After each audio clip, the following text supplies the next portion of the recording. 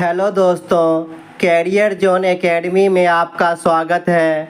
आज के वीडियो में हम लोग देखने वाले हैं बिहार पारा मेडिकल प्रवेश परीक्षाओं में पूछे जाने वाले महत्वपूर्ण प्रश्न। आज के वीडियो में हम लोग देखने वाले हैं साइंस, फिजिक्स, केमिस्ट्री, बायोलॉजी आदि से पूछे जाने वाले महत्वपूर्ण प्रश्न जो आपके परीक्षाओं में बार बार पूछे जाते हैं। इसलिए आप लोग इस वीडियो को एक बार पूरा अवश्य देखें। दोस्तों, आप लोग यदि इस चैनल पर पहली बार आए हैं तो चैनल को सब्सक्राइब कर दें। दोस्तों, आज के वीडियो को शुरू करते हैं। पहला सवाल, रक्त में ग्लूकोज की मात्रा नियंत्रित रहता है। दोस्तों, इस सवाल का सही आंसर हो जाएगा ऑप्शन नंबर डी, इंसुलिन के कारण। रक्त में ग्लूकोज की मात्रा इंसुलिन के कारण नियंत्रित रहता है। अगला सवाल, सवाल नंबर 2, ऑक्सीजन है। इस सवाल का सही आंसर हो जाएगा ऑप्शन नंबर सी, एंजाइम। अगला सवाल, सवाल नंबर 3, जय प्रक्रम के अंतर्गत कौन आता है। इस सवाल का सही आंसर हो जाएगा ऑप्शन नंबर डी, सभी। जय प्रक्रम के अंतर्गत पोषण, उत्सर्जन, श्वसन ये सभी आते हैं। अगला सवाल, सवाल नंबर 4, गोबर छत्ता किसके अंतर्गत आता है। दोस्तों, इस सवाल का सही आंसर हो जाएगा ऑप्शन नंबर सी, मृतजीवी। अगला सवाल, सवाल नंबर 5, वायुमंडल में सामान्यतः CO2 पाया जाता है। इस सवाल का सही आंसर हो जाएगा ऑप्शन नंबर डी, 0.03%। वायुमंडल में सबसे ज़्यादा नाइट्रोजन 78% पाया जाता है, ऑक्सीजन 21%। अगला सवाल, सवाल नंबर 6, छाया में पनपने वाले पौधों को क्या कहते हैं। इस सवाल का सही आंसर है ऑप्शन नंबर सी, सियोकाइटस। अगला सवाल, सवाल नंबर 7, मनुष्य में मुख्य श्वसन अंग क्या है। इस सवाल का सही आंसर हो जाएगा ऑप्शन नंबर ए, फेफड़ा। मनुष्य में फेफड़ा मुख्य श्वसन अंग है। अगला सवाल, सवाल नंबर 8, निम्न में कौन सी बीमारी श्वसन तंत्र से संबंधित है। इस सवाल का सही आंसर हो जाएगा ऑप्शन नंबर डी, बी और सी दोनों। टीबी और निमोनिया श्वसन तंत्र से संबंधित रोग है। अगला सवाल, सवाल नंबर 9, उच्च रक्तचाप की अवस्था को क्या कहते हैं। इस सवाल का सही आंसर हो जाएगा ऑप्शन नंबर सी, हाइपरटेंशन। उक्त रक्तचाप की अवस्था को हाइपरटेंशन कहा जाता है और निम्न रक्तचाप को हाइपोटेंशन। अगला सवाल, सवाल नंबर 10, मछलियों में उत्सर्जी पदार्थ क्या है। इस सवाल का सही आंसर हो जाएगा ऑप्शन नंबर डी, अमोनिया। मछलियों में अमोनिया उत्सर्जी पदार्थ है। अगला सवाल, सवाल नंबर 11, पौधे में आवश्यकता से अधिक जल किस प्रक्रिया द्वारा निकाले जाते हैं। इस सवाल का सही आंसर है ऑप्शन नंबर बी, वाष्पोत्सर्जन। पौधे में आवश्यकता से अधिक जल वाष्पोत्सर्जन क्रिया के द्वारा निकाले जाते हैं। अगला सवाल, सवाल नंबर 12, निम्न में से किसे प्रकाश संश्लेषी अंगक कहते हैं। इस सवाल का सही आंसर हो जाएगा ऑप्शन नंबर ए, पत्ती। हरे पेड़ पौधों में पत्ती प्रकाश संश्लेषण का काम करता है। अगला सवाल, सवाल नंबर 13, पौधों में गैसों के आदान प्रदान के लिए रहते हैं। इस सवाल का सही आंसर है ऑप्शन नंबर बी, रंध्र। अगला सवाल, सवाल नंबर 14, फेफड़ा का आकार होता है। इस सवाल का सही आंसर हो जाएगा ऑप्शन नंबर सी, शंक्वाकार। फेफड़ा का आकार शंक्वाकार होता है। अगला सवाल, सवाल नंबर 15, भोजन का पाचन किस प्रकार की अभिक्रिया है। इस सवाल का सही आंसर है ऑप्शन नंबर ए, उपचयन अभिक्रिया। अगला सवाल, सवाल नंबर 16, दर्पण की चौड़ाई को दर्पण का कहा जाता है। दोस्तों, इस सवाल का सही आंसर है ऑप्शन नंबर सी, द्वारक। दर्पण की चौड़ाई को दर्पण का द्वारक कहा जाता है। अगला सवाल, सवाल नंबर 17, सोलर कुकर में प्रयोग किए जाते हैं। इस सवाल का सही आंसर है ऑप्शन नंबर ए, अवतल दर्पण। सोलर कुकर में अवतल दर्पण का प्रयोग किया जाता है। अगला सवाल, सवाल नंबर 18, रोगियों के नाक, कान, गले आदि की जांच के लिए डॉक्टर प्रयोग करते हैं।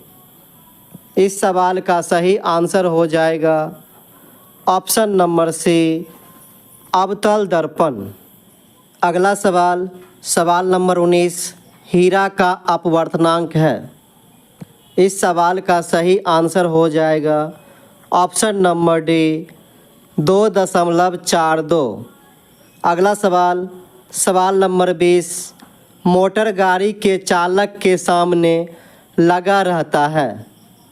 इस सवाल का सही आंसर हो जाएगा ऑप्शन नंबर सी, उत्तल दर्पण।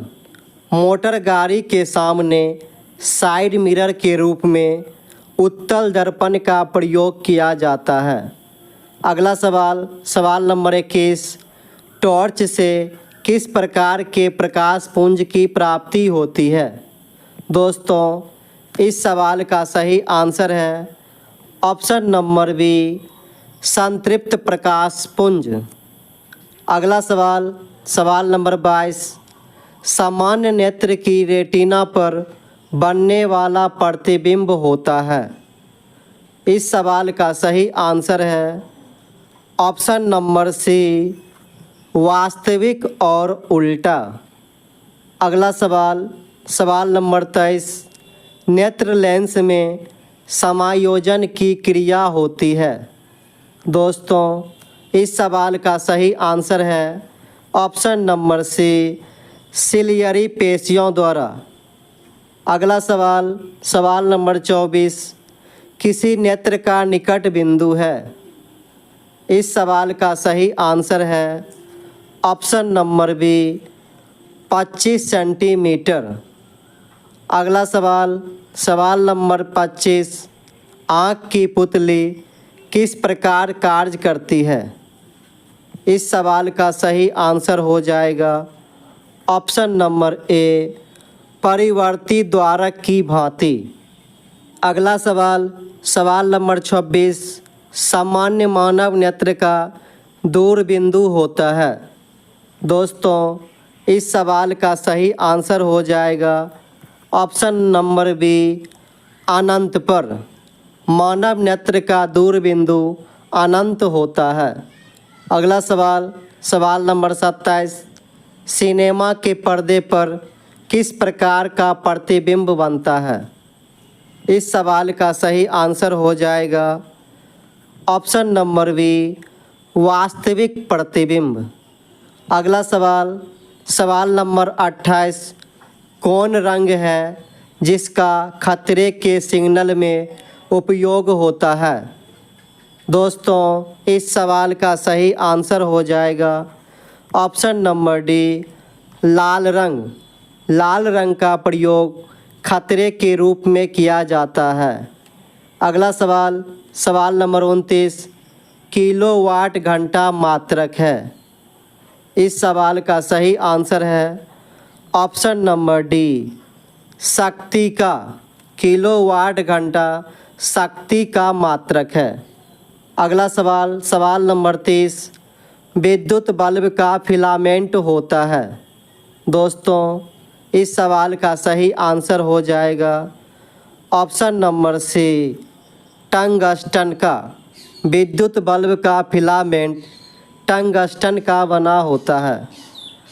अगला सवाल सवाल नंबर 31 लिटमस रंजक बैंगनी रंग का होता है जो निकाला जाता है। दोस्तों इस सवाल का सही आंसर है ऑप्शन नंबर बी लाइकेन। अगला सवाल सवाल नंबर 32 सूक्ष्म बुझा हुआ चूना पर क्लोरीन गैस की क्रिया से कौन सा पदार्थ बनता है। इस सवाल का सही आंसर हो जाएगा ऑप्शन नंबर बी विरंजक चूर्ण। अगला सवाल सवाल नंबर 33 हल्दी लिटमस पत्र आदि किस प्रकार का सूचक है। इस सवाल का सही आंसर हो जाएगा ऑप्शन नंबर बी प्राकृतिक। हल्दी और लिटमस पत्र प्राकृतिक सूचक का प्रकार है। अगला सवाल सवाल नंबर 34 अपच का उपचार करने के लिए निम्न में से कौन औषधि का उपयोग होता है। इस सवाल का सही आंसर हो जाएगा ऑप्शन नंबर ए एंटासिड। अगला सवाल सवाल नंबर 35 निम्न में कौन ऑक्सीकरण नहीं है। इस सवाल का सही आंसर हो जाएगा ऑप्शन नंबर बी अवक्षेपण।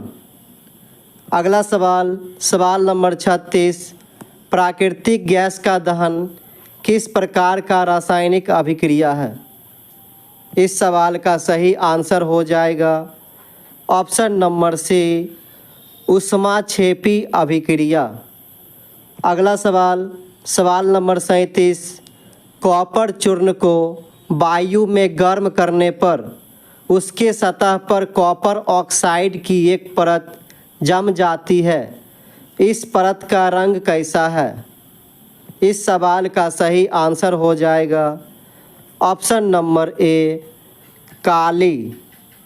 अगला सवाल सवाल नंबर 38 साग सब्जियों का विघटित होकर कंपोस्ट बनना किस अभिक्रिया का उदाहरण है। दोस्तों इस सवाल का सही आंसर हो जाएगा ऑप्शन नंबर बी ऊष्माक्षेपी अभिक्रिया। अगला सवाल सवाल नंबर 39 सोडियम हाइड्रोक्साइड का पीएच मान लगभग है। इस सवाल का सही आंसर है ऑप्शन नंबर डी 14। अगला सवाल सवाल नंबर 40 किसी उदासीन विलयन का पीएच मान है। इस सवाल का सही आंसर हो जाएगा ऑप्शन नंबर ए 7। किसी उदासीन विलयन का पीएच मान 7 होता है और अम्लीय विलयन का पीएच मान 7 से कम और क्षारीय विलयन का पीएच मान 7 से ज़्यादा होता है।